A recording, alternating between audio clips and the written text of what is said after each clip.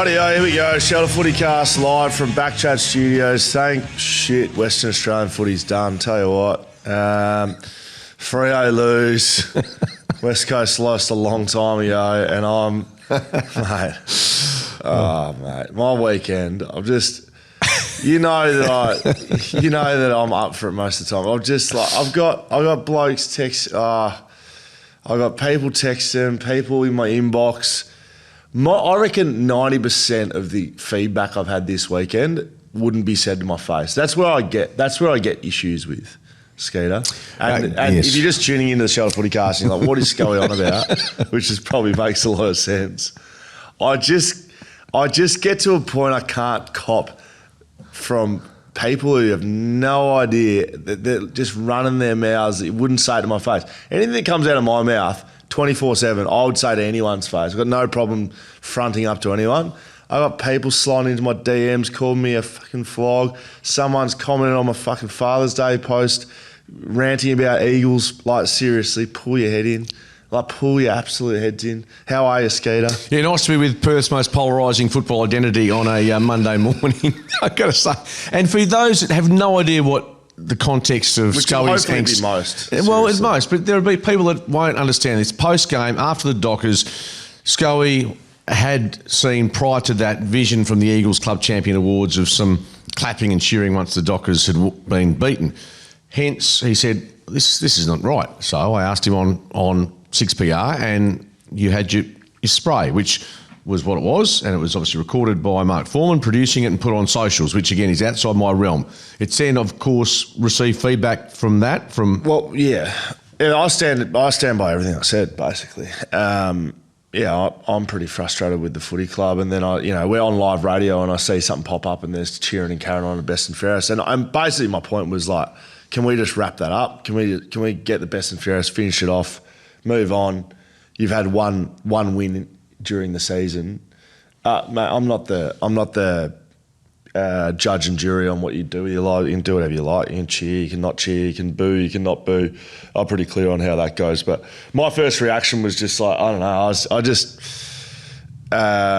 after a full season having a talk about West Coast, I just saw that and it tipped me over the edge. I was like, this sucks. Yeah, I get fans can do that, mate. But I've said regularly that I'm not a fan, so I can look at that and think I'm pretty sure I can say that, just as much as fans can say, we can cheer. That's all good. I don't care about the booing stuff, seriously. I mean, players have been booed forever and a day for different reasons. I'm with you on that. I had to think about it, and I know you're talking more the club.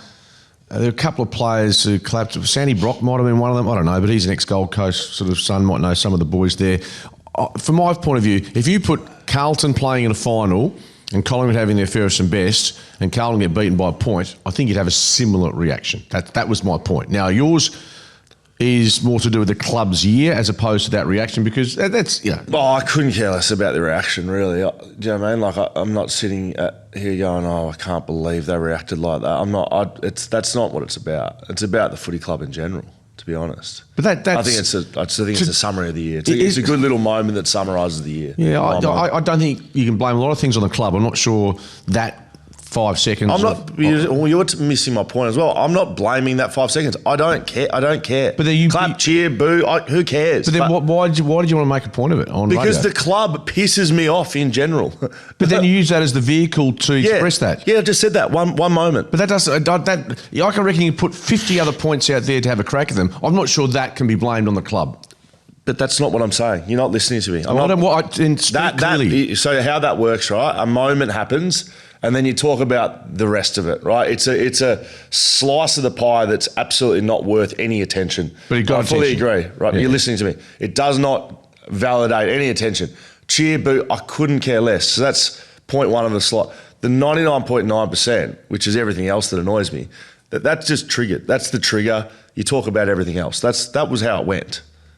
I'm not blaming the club for that moment. Are you listening? You're still looking at me. I just listen to you. I'm just saying to you, I reckon most people are going, why are you linking that moment with the club, and that's what they heard. Yeah, but okay, great. Well, fuck, you know. I'm just trying to get terribly fucking sorry. I'm just trying to ask the question as to what I couldn't see the link between how that is related to the club. But you're saying it's because of the year they've had, and you explain that, and I will accept that. And I feel like I'm going insane. Sometimes you might be. Yeah, fuck, maybe. Big moments. Let's get into them. Lift, Scully. Please lift. I don't have much for you, mate. Got a welfare check on Scully in about 2 hours. I don't have much for you. The finals are back. Let's talk about you talk about the weekend, and if you're talking to primarily a WA sporting public, we've had 4 pretty good finals, I would have thought, including one on Saturday night here, which produced high drama, extraordinary fairy tale for a West Australian playing in what could have been his last game. We say goodbye to Nat Fyfe. The Dockers miss a golden opportunity, and they're out after one final. And that's the way it rolls. And I suppose from a Fremantle perspective, they've wasted the chance to advance. And that is the MSH big moment of the round. Freo missing their opportunity because that's what they've done. They've won 5 games after trailing at three-quarter time this year, the most in the AFL. They put themselves in a position to win, kick a goal, Luke Jackson, 3.5 minutes to go, and they cough it up, really, and they put themselves in that position. And really, just like the West Coast Best and Fairest is a good point to talk about the rest of the season. I think the last 3 minutes, and especially that game for Freo, it's a good summary of the entire season. They get in front after really putting themselves in that position to have to go and chase the game. They do it. They're strong enough. They stand up in the big moments.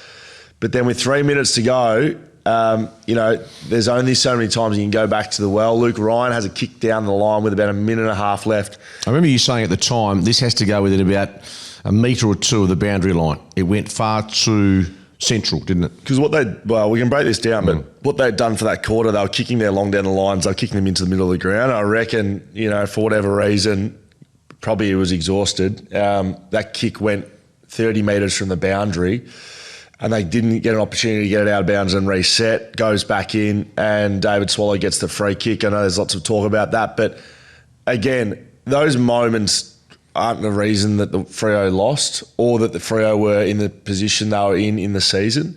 But that's how it goes down. And the MSH big moment of the round is David Swallow in an absolute fairy tale finishing his goal. We talk about that in a little bit. If you've got big mining projects, construction projects, go and get yourself sorted with the team at mshph.com.au.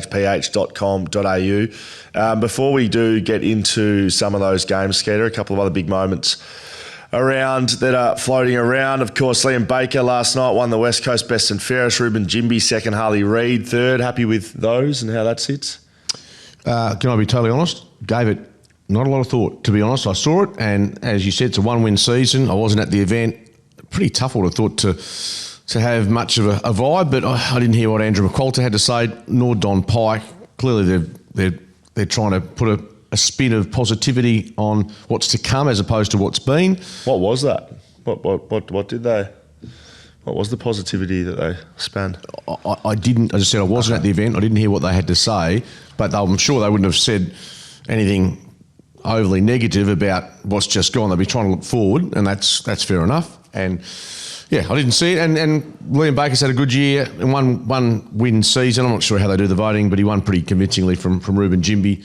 He's been their best player for the season. And I think the sooner, as you said, that year is put in the bin, the better for the club.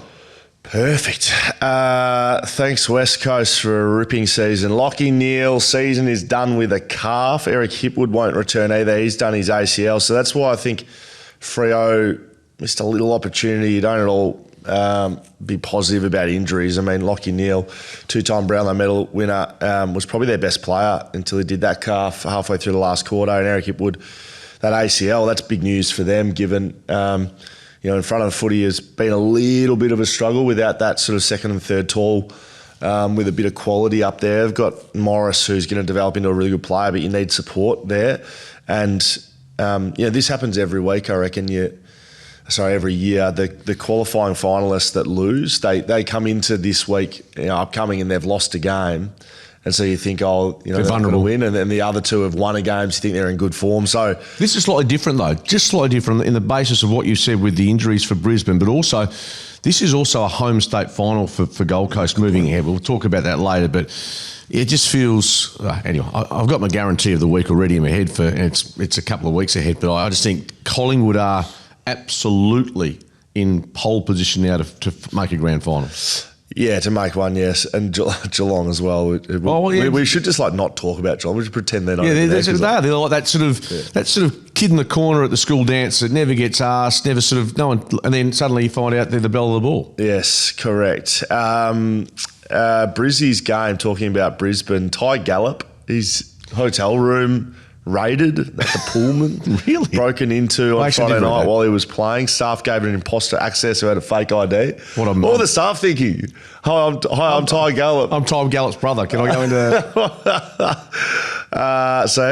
that's not ideal for the only thing is, you told me better, you wouldn't have too many valuables, would you, on a travelling road trip or not? Maybe a bit of cash. Bit of cash? Oh, I don't know. I don't know. Would you carry cash? No, I don't carry cash. You just check the top drawer. My wife does. I've got no cash. I just got a text from Bank West saying we tried to process a payment from an account, and so I have to get my wife. Seriously, she runs a tight ship. So there's no money. Yeah. Please, I need more work. Oh, that's very good. What was I just going to say? Well, what did you used to take down? Monopoly boards? No, but just funnily enough, to prank play it. So, because the hotel staff don't, you're interstate, so they're not West Coast fans or anything. So, if you're in a West Coast kit, you could go to the front desk and say, "Oh, hi, I'm Luke Shuey. I forgot my card," and then get his card, and then you'd flip his bed over, or a few other things would go missing, or you'd stack all the furniture in one room. But they were playing at the time, so it's a bit hard to cop that, isn't it? And you wouldn't have thought the person would have been in a Brisbane line. Anyway, that's hopefully they've caught the assailant on CCTV. You mentioned Geelong. Apparently, off the back of a fair bit of movement at St Kilda, so TDK's confirmed. So you go, well, what's happening with Rowan Marshall? Lee Kalia, who we saw yesterday for GWS, sounds like he's going to tell GWS he wants to go to St Kilda. Well, what's happening with Cal Wilkie? The ins are great, but then, do they keep everyone else with them? You can't. I mean, at some stage, clubs are going to come for your players, given what the Saints have done. And Rowan Marshall apparently has been speaking with Geelong. So Chris Scott can walk and chew gum at the same time as concentrating on playing a final series. Rowan Marshall, I would have him in the top three. Yeah, top three. Gawn, Cherry, Grundy, Marshall. They're top four. So Geelong's just going to go have one of them. Take St Kilda out of this recruiting phase.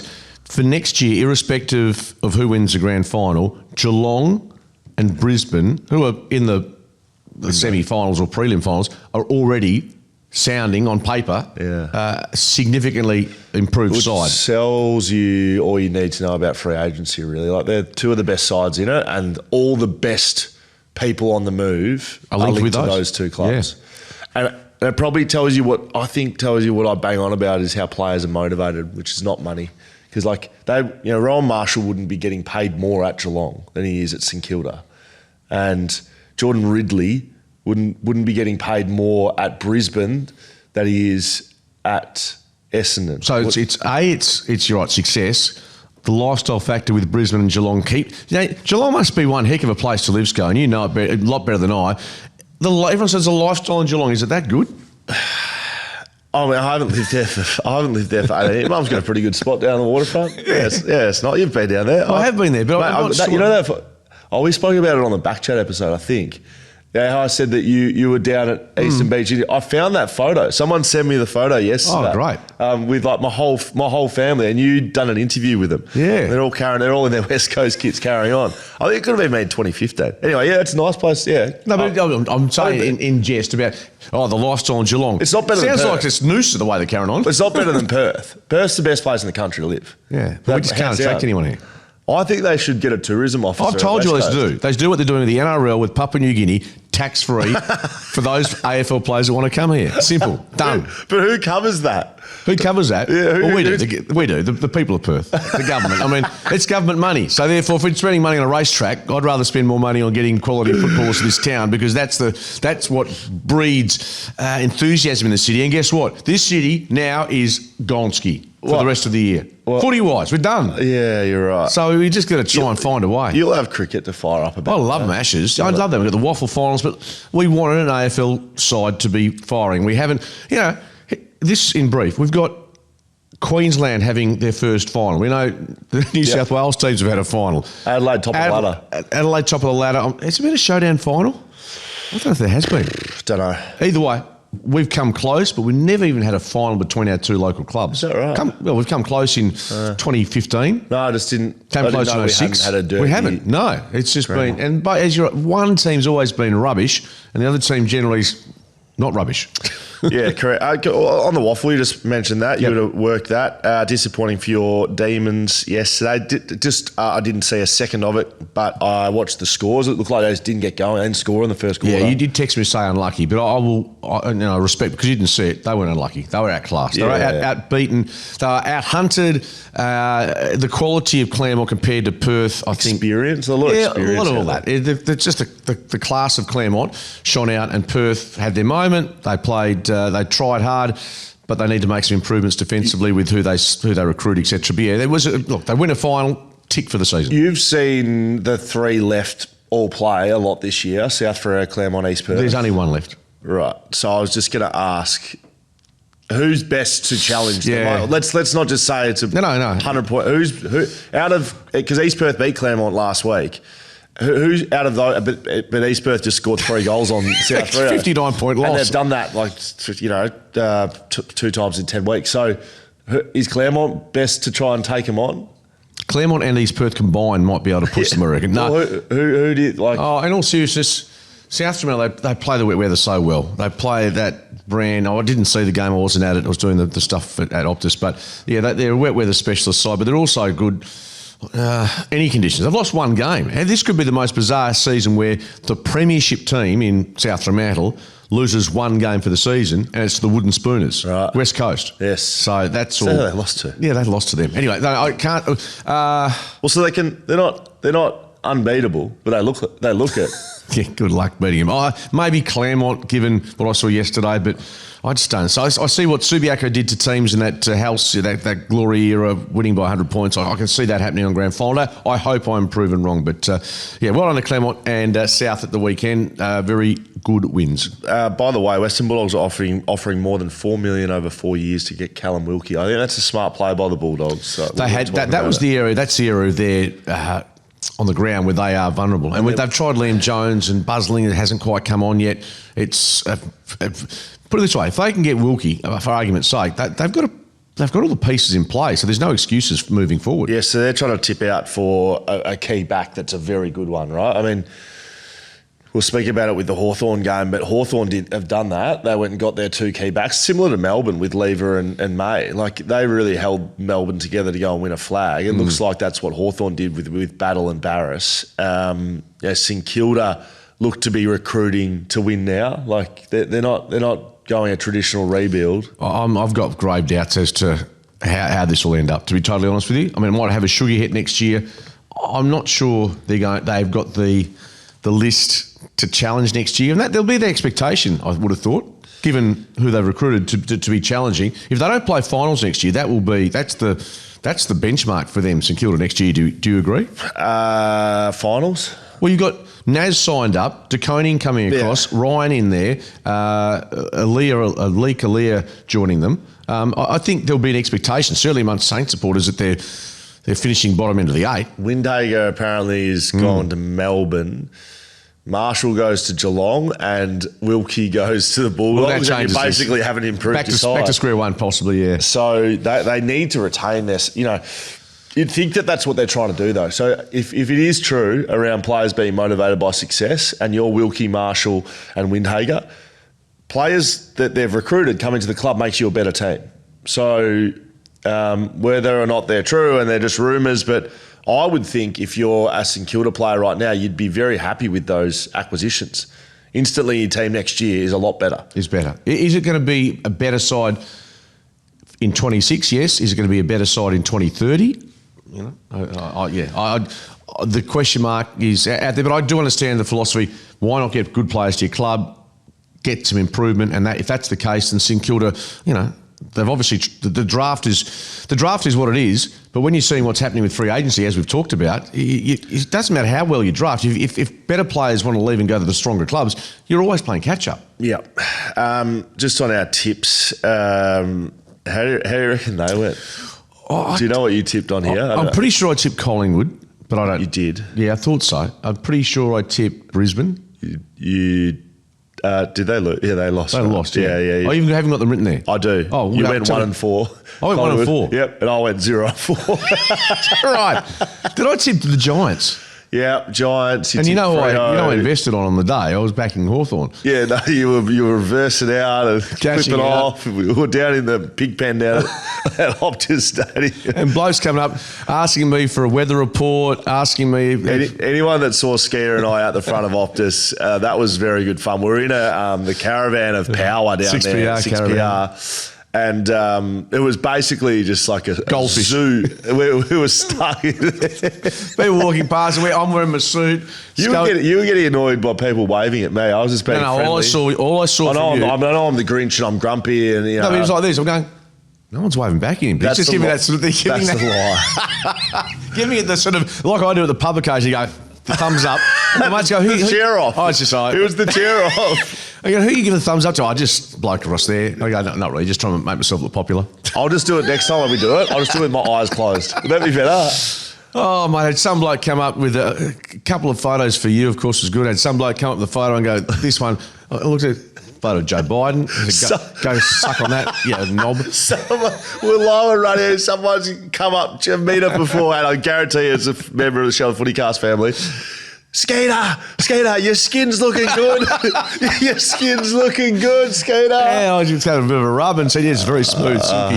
Very good, mate. That's very funny. So, yeah, we obviously know what we're talking about here. 1 from 4 and 0. Hang on, we're 1 from 8 between us. So I said that I tipped Collingwood on radio, which I did, but then I flipped it to Adelaide on here. Don't tell me. No, as in I'm taking the 0 from 4. Like, yeah, I didn't put my tips anywhere, and in the end, this is the end call. So, yeah, going really well. Your footy tipping here doesn't continue through the finals, does it? I mean, let's hope so. The $10 a person. We are getting that out to you, by the way. You know what I mean? Like, Armaguard, just go to your place to get the truck with cash. Alex going, what's this? You know what I mean? Like, I can't just sit at my desk, which is behind us here, like with just like notes of $10 and just hand it out like it's like back in wartime. Food where here's your $10. I'd love that. That's content I'd like to see. You want me to do that? Oh, I think because you film a lot of stuff in your life. You'd enjoy the West Coast. Had to be like $10. It's like, you'd have your fucking $10 back. Fuck off, Scully. Oh, brilliant. My daughters go, oh, poor old Scully, you've got a lot of hate on social media. I said, that's why I stay off social media. I don't like the hate. I like the love. And I don't get a lot of love, so that's why I stay off it. I don't care about the hate. You can disagree with someone's opinion without going personally. Have I personally gone anyone? Well, sometimes you haven't been nice to me, but I've sort of learnt to live with that. What's that about? Oh, just, the social media career that you started. How I look. Just little things. That, it's I think I'm very complimentary, and then I just ask you follow-up You questions. ask me the question. I know where you're coming from. You're a bloke.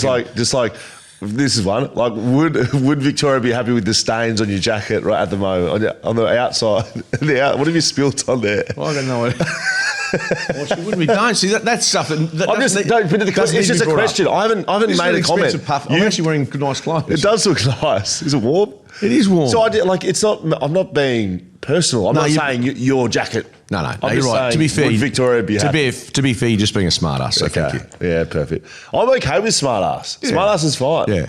I'll read something out to you. I don't like seeing this. Some of it's just if you haven't put your name and your real identity attached to it, then... No, it did. A couple did, and I went back at them, and then they just shut up about it. So, okay, good on you, champion. Gold Coast 80 defeated Fremantle 79 Optus Stadium in a great final Saturday night, 5:35. This one was fairy tale finish for David Swallow. You could not write this. MSH should be happy with this big moment of the round. You could not write this if you tried. David Swallow, in his first final ever, he's in the first intake of players at the Gold Coast Suns. He does his MCL twice this year, his PCL, MCL. He basically foregoes normal rehab to get himself back just in a selection frame. Hardwick rolls the dice with an emotional play, plays him as sub, comes on in the last quarter as sub, doesn't do a lot. And does enough. He gets the ball to send Gold Coast into the next week of finals with a kick effectively on the siren. You couldn't write that up, Skeeter. No, and a couple of people, Docker supporters, were questioning the decision to give him a free kick and saying he had possession, which may have been the case. Let me finish. It was pretty obvious. I think as much as anything, Brendan Cox, once the ball jarred free, the tackle lingered anyway. I had no issues with the free kick. I think a lot of this discussion post in the media here, and you just brought it up, missed opportunity, Fremantle did this. The better team won on the night. Yep. The better team won on the night. They led for more than 100 minutes of the game. They deserved to win. They played the better brand of football. Their midfield of Rowell and Anderson and co were outstanding. I think Gold Coast deserve more credit than what we're getting over here as, Fremantle, the coach is no good, the players choked, they didn't handle the last 3 minutes. Sure, there were mistakes made, but I think we're underselling what achievement Gold Coast were able to do coming here and winning their first final. Like Anderson and Rowell through the middle were amazing. I reckon Freo lacked a bit of a stopper, some description. Yeah, true. I mean, they went to head with Sarong and Brayshaw, and they were the best four players on the ground probably. So, I don't think they choked. I think it was a good game. I thought Freo, gave up momentum too many times, but found a way to win it back.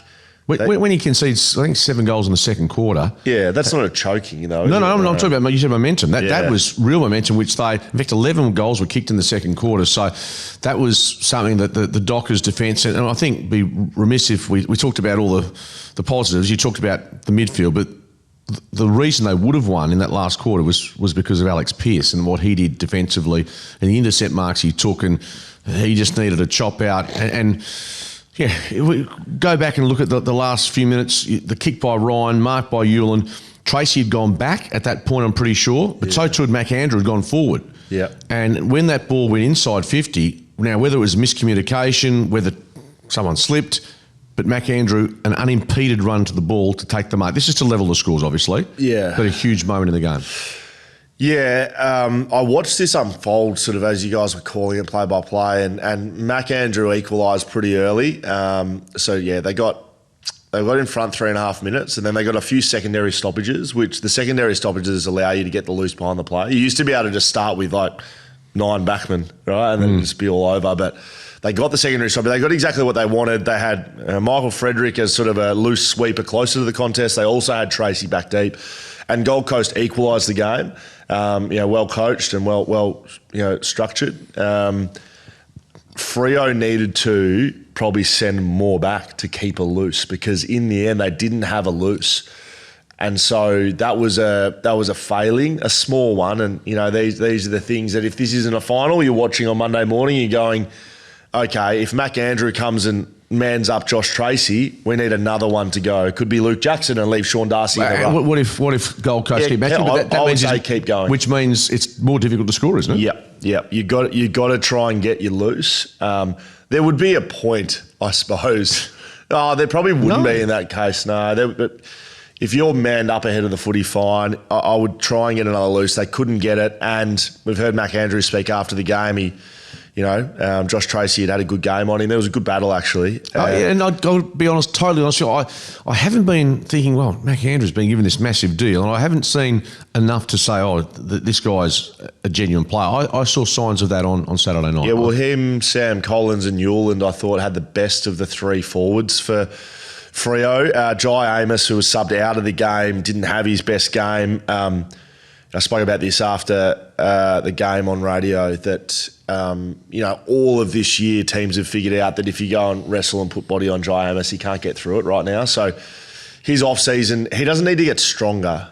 He physically looks okay. He's strong. He's a strong player. He needs to get better with his positioning and his mindset. I'm not gonna lose this if this comes in the aerially to me. I having called him at Colts, I always found he was a good hit-up lead player as opposed to the wrestle. Yeah. And that I don't know if I've seen as much of that, and whether that's because Tracy and Voss have been given those. Sometimes delivery too. Yeah. Is all right. If you know your midfielders are going to be sort of kicking it back, you stop leading or you get yourself out of position. Had some little moments, but that was disappointing for him. I'll tell you, the player that's copped a lot of heat, a lot of flack in the last 24 to 48 hours, and it's always, it's easy to single out players, but Michael Frederick's contribution has come under scrutiny from a lot of Docker supporters. Yeah, I mean, he plays a role. He's a fat side half forward, which doesn't mean anything really other than that's his role. But the role means that when you get the opportunities, you have to take them. You have to be really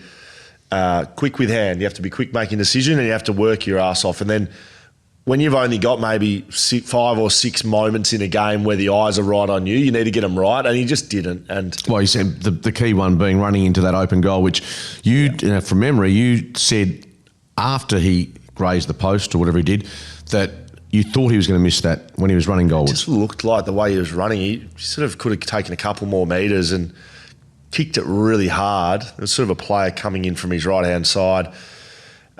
He looks like he's just lacking a bit of confidence. And in finals, if you're just 5% off with your mindset, you get shown up. And I would say that across the board, not just focusing on him. I felt like Freo, for parts of this year, have just been a little bit off. And in the season, you can make it up and you can come back from behind. And that's what they've done this year. But in finals, how it all happened, you don't get that time and space, and you don't get the opportunities that you do in the regular season. Now, they did really well to get themselves in front, but you're playing against a really good side. Every game you're playing against a better side and better until you get to a grand final. And again, they should learn from everything they did there. And the biggest learning I would take as a Freo player is you've got to start better and you've got to arrest momentum quicker in quarters so you don't put yourself in that position. Like I reckon there'd be only 3 or 4 games where we called this year with Freo that they put a game away early. I mean, Adelaide was one here. That's early in the season. Remember, they had them covered early. You're right. I'm trying to rack my brain to think any matches, and away from home, very hard to do that. We're not talking like West Coast and Richmond and stuff like that. No, there was not. I can't recall a win in excess of 9 goals or 8 goals, was there? Yeah, I don't know, but it just felt like every game was like, can they, they lead by 3 or 4 goals. Yeah, that wasn't easy. Just quickly, what do they need to make themselves a better side personnel-wise next year? Because I've maintained this for a little while that their midfield, as much as they rely on Brayshaw and Sarong and Young, is still yet to get through a full season playing as a midfielder. Shea Bolton came here with high expectations. I'd love to see where he finishes in the fairest and best, because I thought he had really good moments this year. Shea Bolton. Yep. But I don't know whether he certainly hasn't played to the level that he showed at Richmond, for instance. I don't think as yet. So the midfield for me is an area that I genuinely believe they just need a bit more zip and depth. Depth is probably the better word. I think they actually need someone who's a really good kick. They've missed Hayden Young a lot. Shea Bolton isn't a good kick. He is a dangerous player, but if you watch his kicking style, and he can kick the miraculous stuff, but he kind of falls away from kicks a lot. His set shots have been very iffy this year. Yeah. less about that, but you're right. Field kicking. I'm talking about field kicking, and I asked the question post-game, who's the best kick at Freo? Well, Hayden Young. Hayden Young. After Hayden Young. Jordan Clark's not bad off half-back, yes. but he's not really... He makes metres. Maybe like Murphy Reid. Yeah, you're probably right. Murphy Reid's emerged, hasn't he? But I would like another at Freo, Jordan Clark type with quality and skill, and be able to slice and dice a little bit. Like a really good kick, like Nazai Wanganeen-Miller is the best kick in the game. You're not going to get him. But someone of that ilk, who, when they get the ball in their hands, they're going to break the game, because Freo did look their best this year, as well as in the game when they changed direction. They did it in the third and the fourth quarter where they changed angles, they changed lanes, and they were able to score that way. But that was, again, when they were behind. They were chasing the game, and unfortunately Fremantle fans didn't see enough of that earlier in the contest. I will throw two names into the mix, hopefully in the next 12 to 24 months, who might emerge as genuine midfielders. Yep. Murphy Reid is one of those, and he could go in and physically, hopefully he gets himself to a position where he's able to be prepared for that. And Cooper Simpson is the other guy that has shown signs with his, you talk about good foot skills and speed. If he can develop, he had that busted shoulder this year, that might be an advantage. Because let's be honest, they missed the finals last year. They've made the finals and bundled out in week one. There's something more than just tactically that's missing in this team. I think of Lewis Jetta when we recruited him from Sydney. That's what they need. Someone who can kick and can have 15 touches a game and 10 of them are score assists or score involvements, I should say. I look through the side. Fife's not a good kick. Amos is a forward. Frederick is patchy. O'Meara isn't there for his kicking. Cox, O'Driscoll, Dudley doesn't get enough of it. Voss isn't a kicker. Banfield, not a kicker. Bolton, I've just spoken about him. Warner's not a good kick. Chapman isn't your line-breaking kick. Pearce is a full-back. Reid, we spoke about Clark. So Clark and Reid, but Darcy can't kick. Erasmus, not a good kick. Young is the guy. Tracy's a forward. Ryan's not a piercing kick. Jackson's a ruckman. Brayshaw Sarong, not good kick. So they need a kicker. I don't know who's in the market for that. Like Tom McCarthy at West Coast, he's a good kick. Ryan Marrick, he's a good kick. You know, so they need someone like that. They're both mid-season draftees. They need to find someone like that in the draft now. Or well, they're not getting. As I say, you never hear Fremantle West Coast in the hunt for big names from the East Coast who aren't West Australians. So they should be, because they're right on the precipice of being a very, very good side, Freo. And that's probably how I would summarise the entire year. They make a final, they just miss out. If they had won that and they played in the second week of finals, it's a complete tick for the year. Yeah, it's not a tick. Right now, it's an orange. It's like an orange stroke. It's not a cross. It's not a cross of the year, is it? No, it's not a cross. But I think this was to reach the finals was the bare minimum, given So they're probably, the argument can go either way. If you're a Fremantle fan thinking, hang on, we should have been getting past Gold Coast, you're saying, look, the demographic of the side is young enough to think that this window is not shutting anytime soon. Like John Noble and Rioli, Gold Coast went and got those two players. They're both kickers. I'm just trying to think of players you can go and get. They'd be out there. That's who I'd be going to get for Freo. But it's disappointing. The season is done for Dockers fans, and that is the way it goes. You've got to say that, realistically, that's the Heyscape escape of the week as well for the Gold Coast Suns. Yeah, it'll do. I'm trying to think of the other matches, but probably, that's up the top there, and great character. The airport back at the Gold Coast was a lot of support. I was surprised how many supporters were at the ground actually for the Gold Coast. The rooms were heaving. There was a big bay of them. Good on them. And finally they've become a club that's been irrelevant and had achieved nothing to be able to get a result in September, and hopefully put it this way, their list is going to get better again. Yeah, I would have thought through this experience, but also academy picks, etc. So I'm happy for them. Certainly the AFL is. They spent a fortune to get them there. Heyscape.com.au. Cabin stays in nature. Jump on their website and have a look. It's really good stuff. They're adding a couple more to their venues as well. Avon Valley, Yellingup, Denmark, Busselton. There's a lot there. Jump on. They look brilliant. I'm yet to go and stay in one, but I will be putting that forward as a case to our good partners at Heyscape, Timmy and the gang there. By the way, Timmy was a Trinity boy, not an Aquinas boy. Timmy was an Aquinas boy, not a Wesley boy. You were Wesley, weren't you? No, I was Trinity. Tim Brady was an Aquinas man, not a Trinity man. Anyway. But that makes him a good Catholic, but not a great Catholic. So go and check out heyscape.com.au. That is the escape of the week. Got to be David Swallow and his fairy tale finish. Now, Skeeter, Let's move on to the other games of the weekend. Thursday, Adelaide. Collingwood 79 defeated Adelaide 55, Adelaide Oval. Pies first win against a top 9 side since May. This was coming, Skeeter. This was absolutely... Well, not according to you. Well, yeah, you're right. Yeah, well, but you did, like, this is one game, I think we both saw it on the Thursday. Ambush. This had, not even an ambush, I just saw the inexperience of Adelaide up against what we knew from Collingwood, and they didn't handle the early heat, did they? They didn't handle the pressure, the intensity, they fumbled, they looked panicky with the footy, in complete contrast to a team that knows exactly what it's like to play in big finals. I mean, we shouldn't, we're not surprised, and we shouldn't be surprised that Collingwood rock up in a big final away from home. They got a big travelling crowd with them, and they just did every little thing right. Every little moment. If we talk about Freo and Gold Coast and Freo not getting that right, Collingwood did. Almost to a player, to a moment, they stood up. They had their senior leaders in Sidebottom and Pendlebury, and Jordan Ngoe was best on ground, who hasn't really been in form at all the entire year. He's been injured for a lot of it. Correct. You got these old players, Darcy Moore, that they all stand up and do the right thing, and then their young players get to work into the Dacosses and different guys across the ground. Their role players play well. And Jamie Elliott kicks 4 goals. He had a bit of a dip at the back end of the season, his form, but he might have said to the Australian selectors, all Australian selectors, well, this is what I've done for most of the year. Jordan Ngoe, I reckon, is got to be one of the best finals players of all time.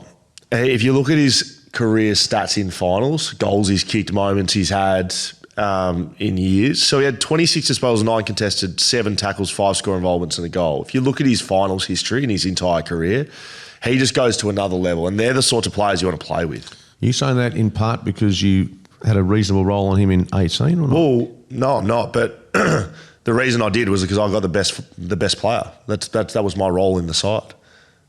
What do you want me to say? No, I kept him to 0 wins in the contest. I didn't lose a contest. Didn't come off the ground, and we won the premiership. Do you want me to say that? So how's he one of the great? If he kicked 3 goals that day, and he almost got him over the line.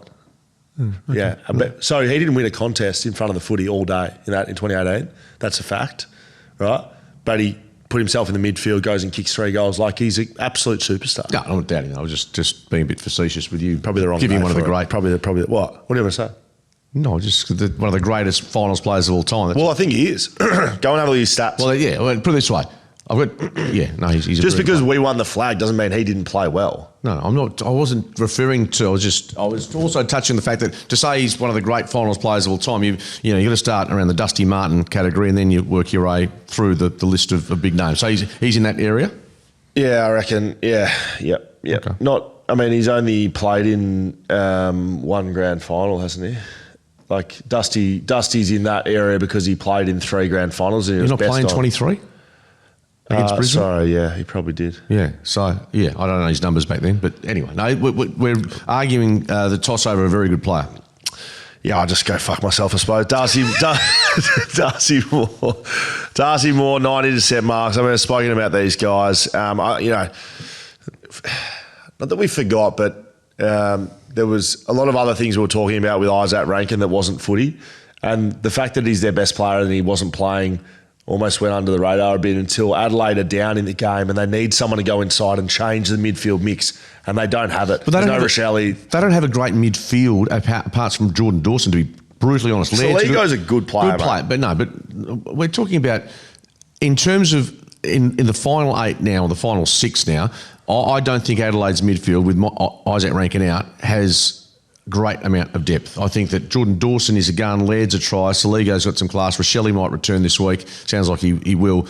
But do you need a superstar midfield? Because I can think of three sides still in it that don't have good midfield, don't have superstar midfields. Hawthorn's Geelong, mate. Look at Geelong's midfield. Seriously, Max Home weapon, Bailey Smith in there, yeah. But there was a stage. But Atkins plays his role really well. Yeah, but that's what I mean. They're just like, so Mullen goes and does a huge job. You got Atkins running around like a madman in there. Midfield, he's part of the midfield mix. Yeah, but there's him. Yeah. Okay. Yep. I just don't think the mid. So do you think the mid? So give me how many A graders in that Adelaide midfield? 1. It's 1. That was my point. I just don't think they've got the depth that some other sides do. They'll probably bounce back this week and beat Hawthorn, but there's a real danger that they might be out in straight sets. It should be a pretty fun week if Adelaide makes the grand final. If Isaac Rankin's coming back into that side, that should be awesome to talk about and follow. Like seriously, that will. And Collingwood supporters who. No, I'm not going to go down this path. Quite rightly upset. Well, I say rightly upset. They're upset, and people are upset with the Isaac Quainer booing. The booing at football. Who cares? I mean, who cares about the booing at football? Look, I know I went back to going back in time when there was a feeling that Adam Goodes, through the racial element of that, I think that is worthy of investigation, or certainly looking at that. But most of the booing nowadays is just fans venting, and I've got no issue with it. The booing is the most overrated subject in sport. Mason Cox's selection worked, by the way. I thought it disrupted what the Crows wanted to do defensively with their intercept game. They couldn't quite get that going the entire day. So well done to Mason Cox, because not many gave him a chance to really impact that game, including myself. So well done to him. Geelong 112 defeated Brisbane by 74. On the Friday night, somehow the Cats are still underrated, just going into their 10th prelim in 15 years. Underrated, but now the premiership favourites. Mate, 10 prelims in 15 years. If you're a Joel Selwood, a Tom Hawkins, who's some other scene, like Blitzarves, like these guys, it's just pattern of behaviour now. We're gonna play this year and we're gonna give ourselves a chance. We're not going to be anywhere else. That is true. But let's also now, whether it's the savvy recruiting that they do. I mean, to be able to add Bailey Smith to the mix, Jeremy Cameron a couple of years before. How many clubs were able to? Bailey could win or go close to winning the Brownlow this year. Jeremy Cameron has been a gun for a long time before he came to the Cats, and he's just elevated his game. Coleman medalist. They have been able to. How they do it? Congratulations to them. Bring in quality players year after year after year. Doesn't hurt Chris Scott, who I think is a genius as a coach anyway. Yeah, but you can get good players in, but in the end you've got to build a system and a structure and a development program that they all know their roles, they're clear game day, they're able to execute. You can have good players go to sides and just not perform. So we asked Lawson Humphreys after the game exactly this question, like what's going on? Because he's in his second year of footy. He's going to his second prelim. And he said, he put a lot of praise on Nigel Lappin running the player development program now. Nigel Lappin, pretty good footballer at the Brisbane Lions. I think 3-time premiership winner with Brisbane. Lived in my street in Geelong, Admiral Court. He's a ripping bloke, like just an absolute great fella. But clearly the program that he's putting in place, I think, developing young players, and whether that's to do with the VFL program they've got as well, when they're out of the side, how they develop into players that once they come into the side, they can play their role and execute at game day. If you look at their team, just tell me, like, just listen to where these guys have come from. Mark Blitzarves was a steeplechaser. He's multiple best and fairest winner, I think, and plays on every position in the ground. Ruck, fullback, full forward, midfielder, tags, plays on the wing, like ridiculous. Ollie Dempsey, is he a rookie or not? Could have been close to a rookie. He is the best winger in the game at the moment. He kicked 3 goals, had 25 touches. Max Holmes, superstar, turning himself into, has had massive injury letdowns in finals, which I'd love to see him win one. Tom Stewart was playing for Barwon Heads in the GFL, right? So they've plucked a multiple Australian winner out of there. Tom Atkins, similar story. He is just a weapon tackler. Reminds me of Max Rook. Brian Myers couldn't kick as a junior. He's one of the best goal assist players in the AFL. Jeremy Cameron was traded. Close, I don't know his story, but he seems to play a role every week. Manor was picked up out of the Werribee as a mature Werribee VFL. Great pickup, 28 years of age. He's been mature age. Extraordinary. Dangerfield traded. Bailey Smith traded for nothing. Going to win the Brownlow this week. Jack Bowes traded for nothing. Zach Guthrie has turned himself into a player for them. Sam De Koning, pretty decent draft pick for them, and a very good player. He played fullback and ruck on the weekend, by the way. Bizarre. Henry was an athlete growing up, Jack Henry. He was very good intercepting behind the footy. Lawson Humphreys playing Rezzies over here in the Waffles. Sort of found him somewhere. And studying anthropology. So he's a clever young man. What's anthropology? It's a study of human diversities and society. Human diversity and society. So it's a level that is far too deep for this podcast or for your brain. Jack Martin at his third club, no one wants him. He plays Carlton, a role. Gold Coast, yeah. And look, his body suddenly is working for him. Yeah, correct. Tyson Stengel, second club, basically rejected by Adelaide, All-Australian last year. O'Sullivan, a high draft pick, but he's a very good player. Shannon Neal, a project player that's turned himself into it, correct. Osen Mullen. Oisen? Mate, somewhere from Ireland, don't know where. I think they got him out of the Fox and Hound in Kilkenny. Mark O'Connor, somewhere from Ireland. See what I mean? And then Jai Clark, who was the sub. That's not a team of superstars. In fact, it's recruiting and then it's development. And can't speak highly enough of that group of players. Yeah, they've probably got 5 A-listers, though. If you think of it. You think Stewart. Yeah, but Smith. Yep. Holmes. Yep. Cameron. Yep. There's probably one more that's escaping. But just have the four A grade. Blitzar's pretty close to it, mate. There's probably 5 there somewhere in the mix. But where they've got all of those players from, they are the template for not rebuilding. So yeah, unbelievable. Just they dominated from start to finish. 17 inside 50s to 7 in the first quarter, and then they just basically strangled Brisbane all night. The big moment in this one was the triple turnover. I can't believe we haven't spoken about this yet. No.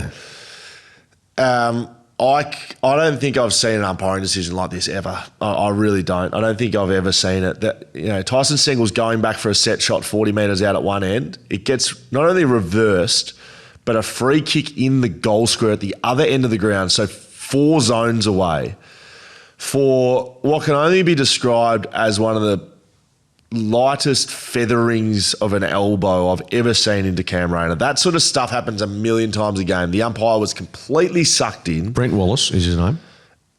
You just unfortunately, and this is like a mistake a player makes, you just can't make that mistake in that big moment, because not only did that happen, then he got sucked into another one. It was an 18-point turnaround. If Geelong had have lost this game, that would have been turmoil. We're lucky enough that Geelong were good enough to hold on to it, because that was disgraceful, Skeeter.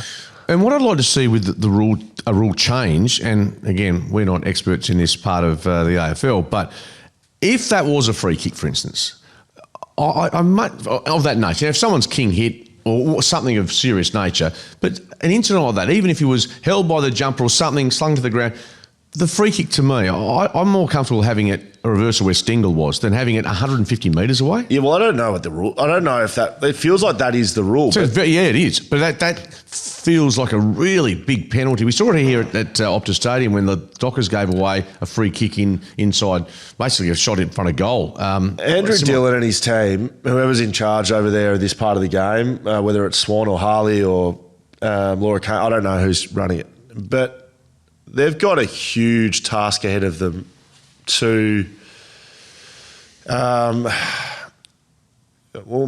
make umpiring better. But I would, to give the umpires a little bit of credit, make the game easier to umpire and try to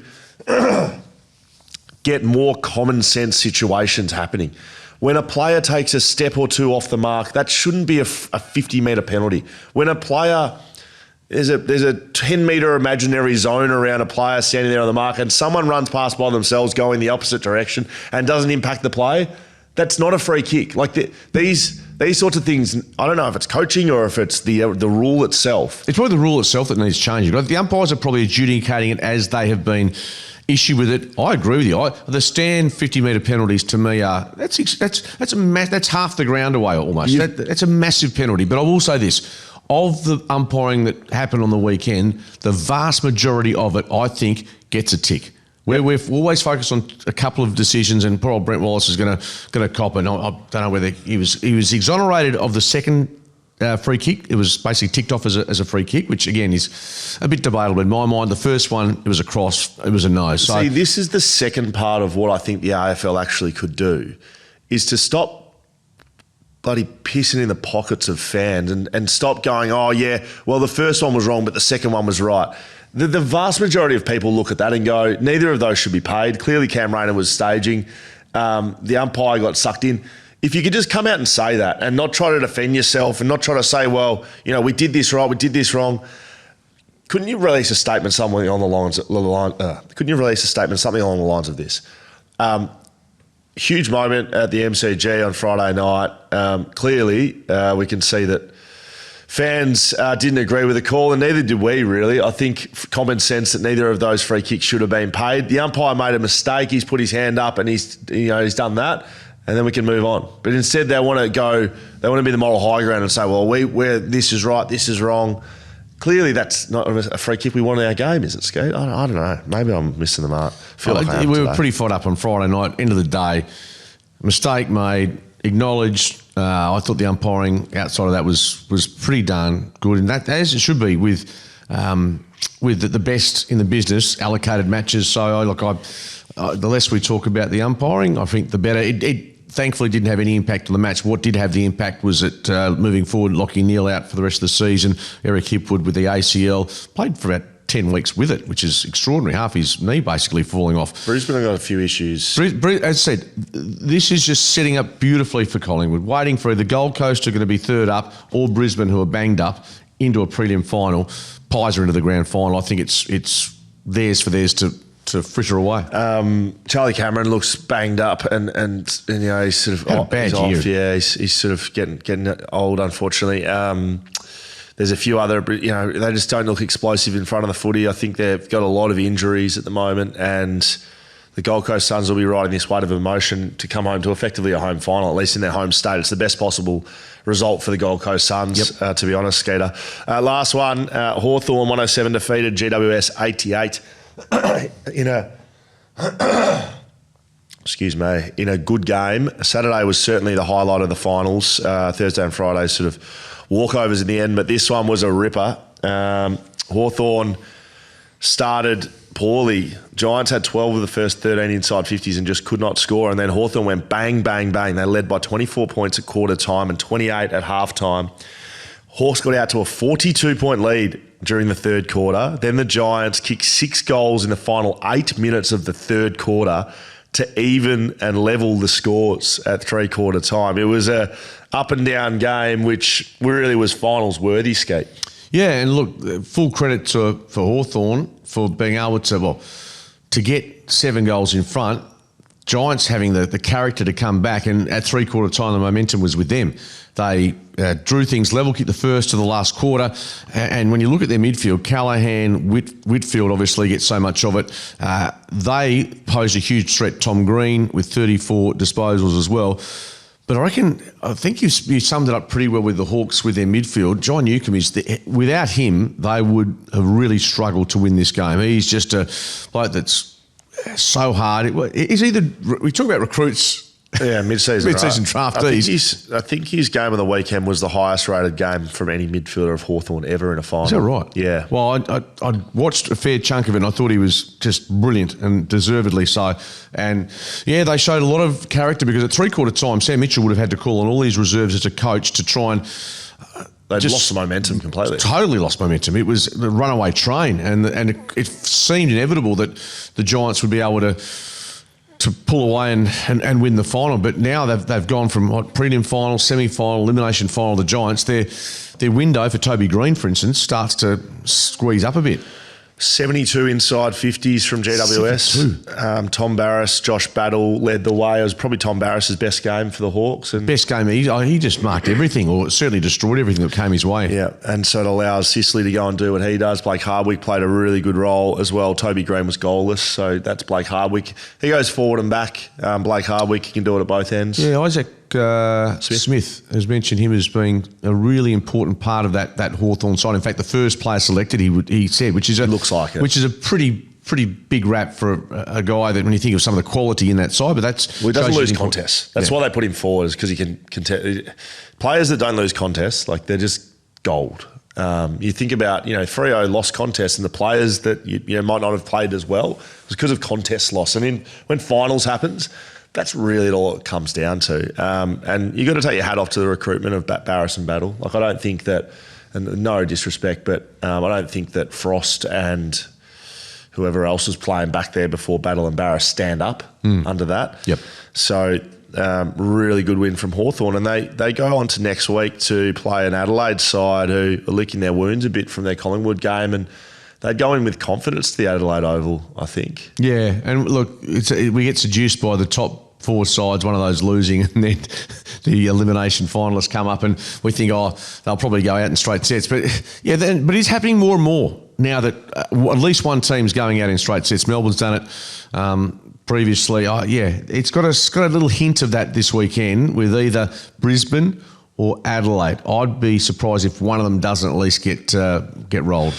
Yep, I agree with that, Skeeter. Someone's out in straight sets. Darcy Jones did his ACL, which is disappointing for the young West Australian. It's the second one he's done in 3 years, I think. Such an exciting player, and to do it twice, and now happening at this time of the year, it means it's another season he loses, essentially. Yeah, bloody tough. And when you start doing repeat ACLs, we speak to Steve Gravina all the time. He said that's the biggest risk, right? Was it the same knee? I don't know. If it was the same knee or not, Skeeter, but that is how it's went. We got the waffle scores here, but we did cover that off the top of the show. Let's get into some questions and comments from our beautiful fans at this Shelter FootyCast. If you want to get in touch, just slide into my DMs, give me some feedback. Don't, please. Just give Scully 12 hours of grace, because he's about to, he's going to knock off a shelter or two to settle the stress. Well, I've got the countdown's on from when I'm back on the beers. It's Friday, and it could be a decent session, I reckon. So if you want to tune in Saturday, 6pr, should be a good call of the footy. FootyCast at backchatstudios.com.au. Not doing Friday with me. No, Alex's birthday. Oh, very nice. Yes. Taking your beautiful wife somewhere special? Yes, Sukaya in Mount Hawthorn. Never heard of it. What sort of food is that? It's Japanese. Very nice. Are you going to wear your new Crocs? Did you like them? Alex wanted me to wear them today because she said that you liked them. So the boys, look what I've got on. Look at my socks I've got on, right? So the boys got me bright yellow and blue socks, bright red and black socks, so Aquinas colours and Eagles colours. They picked them themselves, and then they picked some Crocs for me. Beatles yellow submarine Crocs that are a submarine, and it has a demountable coming out the top of it. Like, you cannot wear them in public. I wore them all day yesterday for the boys, but like unwearable, and that's saying something coming from me. That would be something. That will be at some stage with you losing a bet. That will be in public doing something like that. Because Alex did say that Skeeter likes them. Alex said that you're going to wear them because Skeeter's given me the. Did you put a little? Of course, I put nothing on social media. I just. What did you get from Father's Day? I got some nice clothes from my wife and my daughters. Beautiful. Are you wearing it? No, I'm not. I went out to dinner last night. Actually, a little jumper that I got. Where'd you go? Went to Catalano's in Mount Lawley. Just had a bite to eat there. Nice. Just seafood. Glass. I had actually a steak and then had a glass of red, and then went to bed at 9 o'clock. Very exciting. I could have had 5 bottles of wine last night if I was drinking. It's so lucky I'm not drinking because I would have been pissed. Makes a big difference. I had a quiet night weekend as well, and you know what? I actually feel relatively refreshed. Mind you, my next day off is about 3 weeks away. Shelter FootyCast on socials as well. You could put a comment in the YouTube below. Let's go to it. Derek, Skeeter's influence must be rubbing off on me. I'm a Crom fan, so an Adelaide fan, but put $50 on Collingwood to win out of pure fear, thanks to Skeeter. My first bet of the year, too. Let's hope it doesn't get up. Well, I always call that happiness insurance. So you're barracking for your side, and if they win, great, you're happy to lose your $50, but if they don't, you pick up a bit of coin. This is from B-Dub on YouTube. A question for Schofield. You played at a number of waffle teams, Peel, East Perth and West Coast. Any others? Don't think so. Played at Hill End in the Victorian Amateur Football League. Is there any comparison in culture between waffle teams? I think there's comparison in eras of waffle teams. So like successful ones and non-successful ones. So I played my first years at Peel. They were so bad. Like I reckon we won like 5 games in 3 years or something. And if I think about that just without notice, like that was a really good footy club culture. It was something that even winning and losing, like they drove a good footy club culture. Now, were the standards high enough? Maybe not. But you want to have the players there. Yeah. For an introduction to a football club, like if I run into any of those blokes from, almost 20 years ago, I'd know them all by name.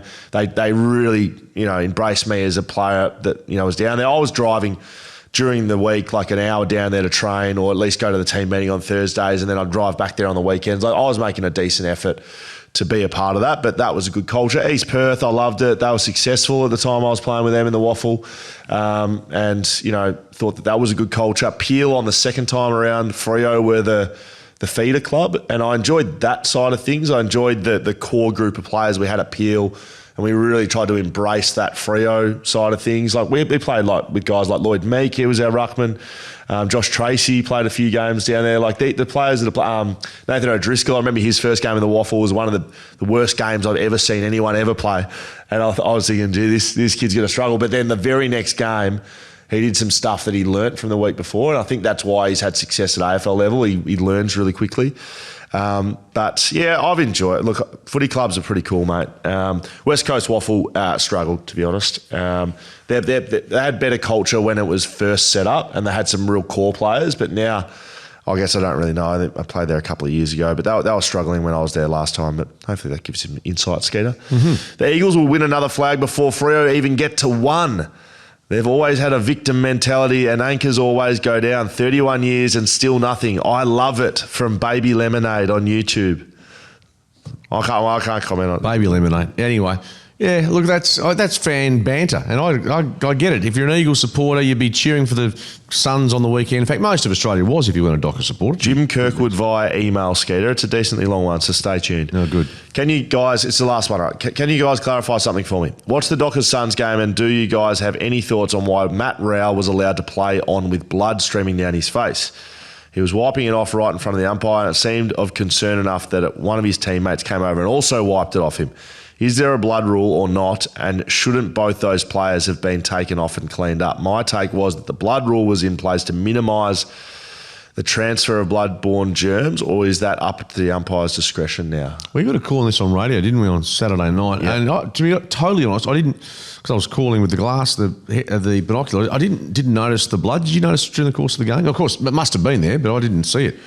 So I believe it's discretion, and it's also on the flow of blood. Like I think, Vaseline goes on there or something? Yeah, but like you could have put Vass on Matty Rowell's cut and it would have stopped. It wasn't a big cut. I don't think that one have lost the game for Freo. No, I don't think. Yeah, I understand the concern from a health perspective, but the umpires would have had a decent look if required, and it certainly was not the difference between drinking a glass of red after the game or having a bit of claret on the scone.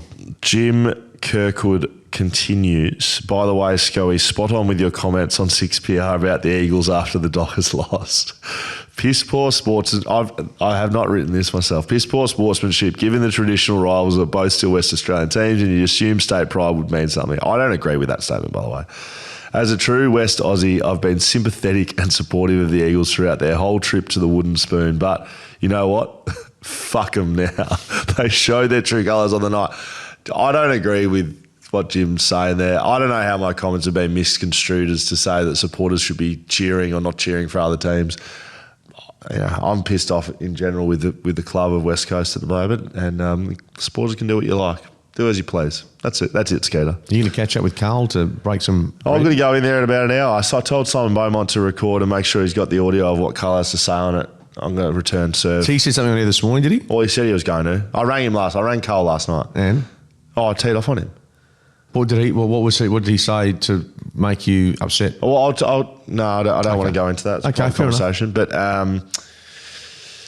that was about it, Skate. Yeah, it's been a big weekend for Scully, who is off the gas, but in the coal face of controversy. I'm going to get back on it, and it's going to be a fun weekend on social media. So if you want to come at me, I'd wait till Friday or Saturday, and you'll get a nice little Federer-like serve, return of serve. Or back maybe down Carlos Alcaraz, if we're talking that. Is he? I think he won the Open. Yeah, but I did. I think so. I haven't checked, but. It's been a big weekend for you. I just hope you can get through and get through to Thursday for our next I'll be episode. fine. I'll continue to back up, mate. I'm staying on social media, so if you want to get in touch with me, you'll have to drop me a fax or send an email my way. See ya. Thanks for your company. Bye for now.